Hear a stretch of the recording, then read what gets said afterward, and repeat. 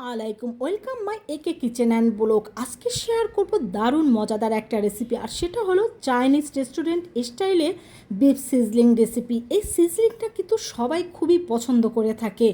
তো চাইনিজের মতো কীভাবে হুবহু তৈরি করবেন সেই রেসিপি আজকে শেয়ার করব। তো প্রথমে এখানে আমি কিছু গরুর গোশত নিয়েছি। এখানে প্রায় আধা কেজির মতো আমি গরুর গোশত নিয়েছি, আর গরুর গোশতগুলো আমি এইভাবে করে পাতলা পাতলা করে একেবারে কেটে নিয়েছি।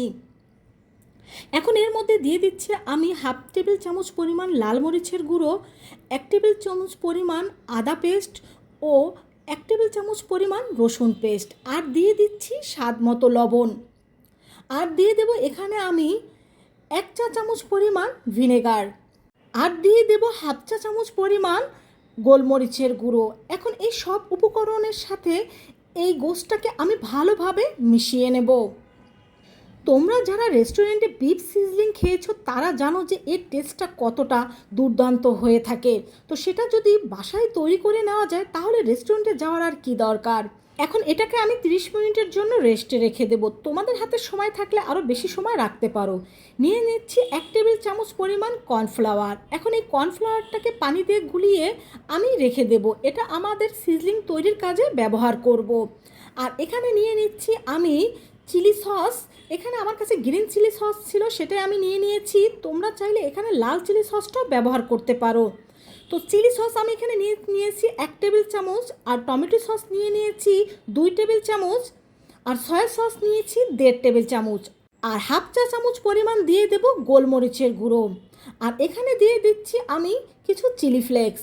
এই চিলি ফ্লেক্সের ঝালটা আপনারা আপনাদের পছন্দ মতো ব্যবহার করতে পারেন। এখন এই সব উপকরণটাকে আমি ভালোভাবে একসাথে মিশিয়ে একটা সস তৈরি করে নেব, আর এটাও কিন্তু আমাদের সিজলিংয়ে আমরা ব্যবহার করব। বন্ধুরা, তোমরা যে যেরকম ঝাল খাও এখানে চিলি ফ্লেক্সটা ঠিক সেভাবে ব্যবহার করে নেবে। তো এখানে এখন দিয়ে দিচ্ছি আমি হাফ চা চামচ পরিমাণ লেবুর রস। তো এই লেবুর রসটাকেও আমি ভালোভাবে মিশিয়ে নিচ্ছি। তো এখন এটাকে আমি এক সাইড করে রেখে দেব, আর আমরা ফিরে আসছি 30 মিনিট পরে। এখানে আমি এখন দিয়ে দিচ্ছি হাফ টেবিল চামচ পরিমাণ কর্নফ্লাওয়ার। এই কর্নফ্লাওয়ারের সাথে আমি গোশতটাকে মিশিয়ে নিচ্ছি, আর ঠিক রান্না করার আগ মুহূর্তে এই কর্নফ্লাওয়ারটাকে এই গোশের সাথে মিশিয়ে নিতে হবে, তার আগে কিন্তু মেশানো যাবে না। তো চুলায় তেল গরম দিয়ে দিয়েছি একটি প্যানে। এখন এর মধ্যে আমরা এই গোশতটাকে দিয়ে দিচ্ছি। তো এই গরুর মাংসটাকে এই তেলের সাথে আমি 3-4 মিনিট এইভাবে করে নেড়ে চেড়ে নেব।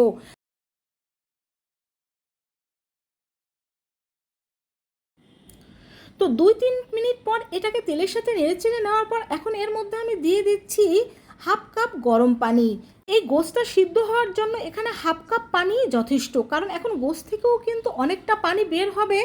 দেখতেই পাচ্ছেন কতটা পানি বের হয়েছে। আর এখানে যেহেতু আমরা ভিনেগারটা ব্যবহার করেছি আর গোশতটাও অনেকটা পাতলা করে কাটা, তাই এটা সিদ্ধ হতে কিন্তু তেমন বেশি সময় লাগবে না। মাত্র 15 মিনিটের মধ্যেই কিন্তু এই গোশতটা ভালোভাবে সিদ্ধ হয়ে যাবে। তো আমাদের পানিটা কিন্তু একেবারে শুকিয়ে গিয়েছে, আর গোশতটাও কিন্তু পারফেক্টভাবে সিদ্ধ হয়ে গিয়েছে। এখন এই গোশতটাকে আমি নামিয়ে নেব। তো গোশতটাকে নামিয়ে আলাদা আরেকটা চুলায় প্যান বসিয়ে দিয়েছি। তার মধ্যে তেল দিয়ে দিচ্ছি 1 টেবিল চামচ পরিমাণ রসুন কুচি ও আদা কুচি একসাথে। তো এটাকে সামান্য ভেজে আমি দিয়ে দিচ্ছি এখানে কিছুটা গাজর কুচি, আর দিয়ে দিচ্ছি এখানে লাল ও সবুজ কালারের ক্যাপসিকাম, আর দিয়ে দেব এখানে কিউব করে কেটে রাখা কিছু পেঁয়াজ। এখন এগুলোকে কিন্তু আমি হাই ফ্লেমে 2 থেকে 3 মিনিট ভেজে নেব। তো সবজির জন্য এখানে আমি দিয়ে দিচ্ছি সামান্য একটু লবণ। তো 2-3 মিনিট এটাকে হাই ফ্লেমে ভেজে নেওয়ার পরে এর মধ্যে আমরা সেই সিদ্ধ করে রাখা গরুর মাংসটাকে দিয়ে দেব। তো গরুর মাংসর সাথে কিন্তু এই সবজিটাকে আমরা ভালোভাবে মিশিয়ে নিচ্ছি। সবজিটা ভালোভাবে মিশিয়ে নেওয়ার পরে এর মধ্যে প্রথমে আমরা দিয়ে দেব সেই কর্নফ্লাওয়ার মেশানো পানিটা। আর এখানে কিন্তু রেস্টুরেন্টের মতো হুবহু স্বাদ পেতে এই কর্নফ্লাওয়ার মেশানো পানিটা ব্যবহার করতে হবে। আমরা যে সসটা তৈরি করেছিলাম সেই সসটাও এখানে ব্যবহার করতে হবে, তাহলেই কিন্তু আপনারা এখানে হুবহু রেস্টুরেন্টের মতো স্বাদ পাবেন। তো সসটাও দিয়ে দেওয়ার পরে আমরা এটাকে ভালোভাবে মিশিয়ে নিচ্ছি। তো এখন 4-5 মিনিট জাল করার পরেই কিন্তু আমাদের সিজলিংটা তৈরি হয়ে যাবে। তবে হুবহু রেস্টুরেন্টের মতো স্বাদ পেতে আরও কিছুটা কাজ বাকি রয়েছে। তো এখানে আমি একটা রুটি সেকার তাওয়া নিয়ে নিয়েছি। এখন এর মধ্যে দিয়ে দিচ্ছি 2 টেবিল চামচ পরিমাণ মাখন। আমার কাছে সিজলিং ট্রেটা নেই, তাই আমি এখানে রুটি সেকার তাওয়াটা ব্যবহার করছি। তোমাদের কাছে সিজলিং ট্রে থাকলে সেক্ষেত্রে তোমরা সেটাই ব্যবহার করতে পারো। তো এর মধ্যে এখন আমি দিয়ে দিচ্ছি কিউব করে রাখা পেঁয়াজটাকে সামান্য একটু ভেজে নিচ্ছি। আর যখন তাওয়াটা একেবারে এরকম গরম হয়ে ধোঁয়া উঠতে থাকবে, তখন এর মধ্যে আমরা দিয়ে দেব সেই তৈরি করা সিজলিংগুলো। আর সিজলিংটা দেওয়ার আগে কিন্তু আমি জালটা অবশ্যই বন্ধ করে নিয়েছি, কারণ এখন যদি জালটা আমি বন্ধ করে না নিই সেক্ষেত্রে কিন্তু আগুন ধরে যেতে পারে। তাই আমি এখন জালটা বন্ধ করে এটাকে দিয়ে দিচ্ছি। তো দেখেই বুঝতে পারছো যে তাওয়াটা আমি কতটা গরম করে নিয়েছিলাম।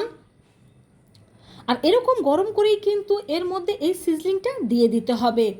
তো বন্ধুরা, তৈরি হয়ে গেল আমাদের রেস্টুরেন্টের মতো একেবারে হুবহু পারফেক্ট বিফ সিজলিং রেসিপি। তো আশা করছি এখন থেকে বাসায় বসে তোমরা এই রেসিপিটা ফলো করে রেস্টুরেন্টের মতো হুবহু এরকম চাইনিজ বিফ সিজলিংটা তৈরি করে নিতে পারো। আর আমি তো বলবো এটা রেস্টুরেন্টের চাইতে অনেক অনেক বেশি টেস্টি হয়ে থাকে। তো সবাই ভালো থেকো। আল্লাহ হাফেজ।